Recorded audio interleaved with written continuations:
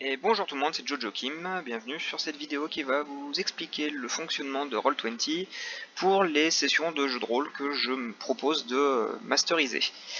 Du coup voilà, quand on va sur Roll20, c'est pas un logiciel, ça se met sur ça s'ouvre avec un navigateur, donc moi c'est avec Chrome. Bon, ça marche aussi avec Mozilla, ça marche un peu avec tout, hein, mais bon, voilà, moi j'utilise Chrome, donc voilà. Je vais vous présenter du coup l'interface et puis après vraiment ce qui est G2D, ce qui nous intéresse plus. Alors, il y a plusieurs onglets, il y a plusieurs zones. Déjà, cette première zone ici, on aura plusieurs outils pour interagir avec la map. Donc, on aura vraiment le curseur pour déplacer son personnage. Voilà, on clique, on maintient, on relâche, hein, et puis le personnage se déplace. Là, il y a une grille, donc le token se place dans la grille, bien dans la case, mais dans les prochaines cartes que je ferai, il n'y aura plus de grille, ce sera un peu plus libre de placement. Mais il y aura une échelle de un carreau comme ça se fera 1 mètre par 1 mètre. Il y a aussi un autre outil pour la vue panoramique où on peut déplacer la carte. Ça peut être assez pratique sur des cartes qui peuvent être très grandes ou des choses comme ça. On peut dessiner aussi sur les cartes, hein, donc bon, je vais vous montrer que dessiner à main levée, mais admettons, ce personnage-là dit c'est un mage, oui, bah moi je jetais un cône de feu dans cette direction-là. Hop, voilà, on peut dessiner vraiment le cône pour indiquer à tout le monde ce qu'on veut faire. Et puis après, bon, si on veut, on peut le resélectionner, tac, et puis hop, et j'ai supprimé le token. On va le remettre tout de suite. Et comme ça, je vous montrerai après comment on fait. On a un autre onglet ici pour zoomer, donc bon, on a la petite réglette ici. Moi, je préfère utiliser la réglette qui est là, je trouve que c'est plus pratique. On a un autre onglet où on peut donner les distances.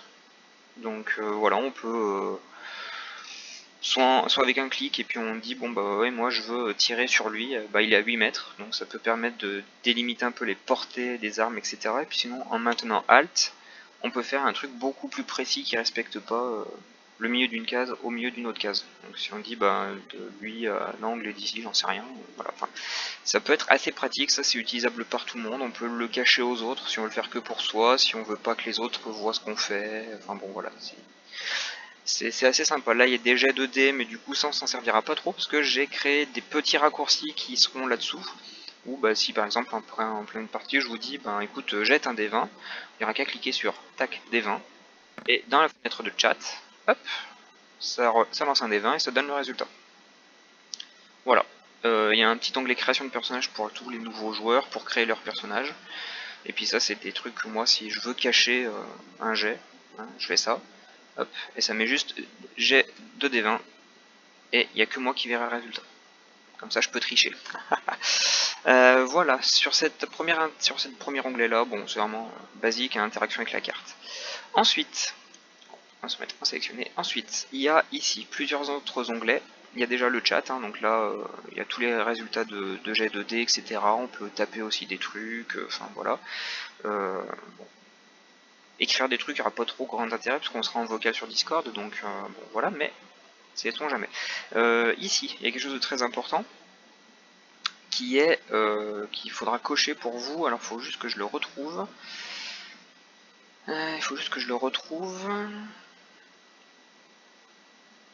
C'est... Ou alors, non, ce sera pas ici, ce sera dans les macros. Voilà, il faut que vous cliquez sur afficher la barre rapide et comme ça, vous aurez les petits raccourcis que j'ai paramétrés ici. Donc ça c'est les macros que je vais créer, ça normalement vous n'aurez pas trop à aller voir. Là c'est pour le son, mais voilà, il n'y a pas de son qui sera mis, le compendium il n'y en a pas. Et enfin, dernière chose qui sera importante, c'est vraiment la fiche de personnage. Donc admettons, donc ce personnage c'était Penguir. Hop, on va mettre Penguir.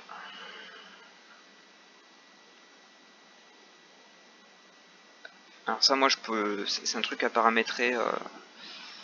C'est moi qui paramètre, donc là je l'avais supprimé le token sans faire exprès. Les tokens des persos seront représentés avec le nom du perso et puis avant il y aura le courage qui sera affiché pour déterminer l'ordre d'action. Du coup, ce qu'il va falloir maintenant voir c'est comment interagir avec les fiches de personnages. Donc les fiches de personnages, elles sont faites comme ça, enfin moi en tout cas je les fais comme ça, c'est que dans la bio, je mets la description officielle du jeu, de la race et du métier. Comme ça au moins tout le monde peut y avoir accès, y a aucun souci.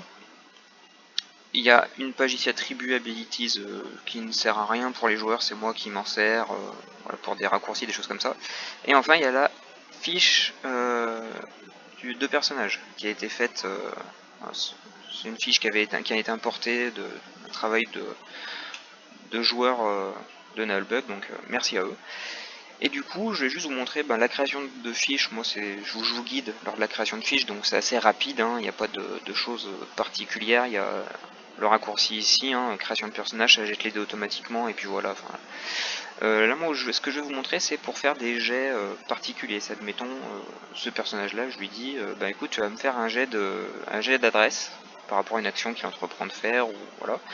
Et il va aller, donc toujours ici, tac, sur sa fiche de perso. Donc là, Penguir, donc il arrive là-dessus, il va character sheet. Et puis, ce qui est bien, c'est d'essayer de l'avoir un petit peu en miniature. Et puis quand je demande de faire un jet, il n'y a qu'à l'ouvrir, comme ça va vite. Un jet d'adresse, il y a le symbole de dé ici, tac, on clique dessus. Hop, tente une épreuve d'adresse, et là, c'est un succès critique, 1-1, donc il se passerait quelque chose de formidable pour ce personnage-là. Ça marche pour toutes les caractéristiques, sachant que attaque, etc., ce sera plutôt dans l'équipement. On va y revenir après. Dans les compétences, pareil. Dans les compétences, il y a des compétences qui peuvent nécessiter de faire des épreuves. Admettons le déplacement silencieux. Là, ce personnage-là veut faire un déplacement silencieux dans une grotte. Je lui dis, ok, utilise fais-moi un jet de déplacement silencieux. Donc il va appuyer sur épreuve. Ça calcule automatiquement le bonus, etc. Et du coup, là, on voit qu'il doit faire 15 ou moins, et il fait 15, donc son déplacement silencieux marche de justesse. Ça marche aussi, par exemple, pour, je ne sais pas moi, Chouravé. Il y a un bonus de plus 4 à l'adresse, donc ça reprend l'adresse du personnage, voilà, l'adresse totale, qui est déjà calculée avec les bonus malus des équipements. Ça fait aussi 15, et il fait 5, ça marche. Donc vous voyez, c'est très facile, il n'y a pas à calculer, ça calcule tout seul, et ça donne le résultat, l'objectif, donc c'est vraiment très bien foutu. Pour les combats, c'est pareil, il y a des... Voilà, je vous montre un petit peu l'interface vite fait, donc ça calcule la PR, etc. Pour les combats, c'est pareil.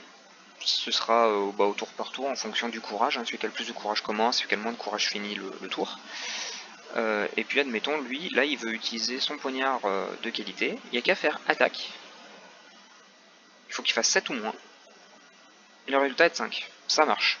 Et après, il n'y a même pas besoin de rechercher un truc. Il appuie sur dégâts. Et ça calcule les dégâts tout de suite. Il fait 4.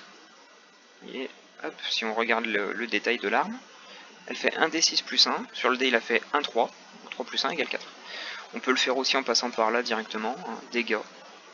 Ça fait exactement la même chose. Si, admettons, il y a une attaque furtive, il n'a pas besoin de faire de jet parce que c'est sûr qu'il réussit à attaquer. Je peux demander de faire un jet de dégâts directement. Ça marche pour les parades aussi, pareil. Parade. Il faut faire 6 ou moins. 14. Il rate sa parade, il bouffera les dégâts de l'ennemi. Autre chose, du coup, pour les arcs, il y a quelque chose qu'il faudra faire, que je ferai moi, c'est que j'ai pas encore de raccourci pour à chaque fois qu'un personnage attaque, il perde une flèche. Donc il faudra le faire, faudra que moi je le fasse manuellement. Bon voilà, ce sera de la petite subtilité pour les archers. Vous voyez, la attaque 8, il a fait 16, il n'y a pas besoin de faire de dégâts parce qu'il a raté son tir, il a manqué sa cible.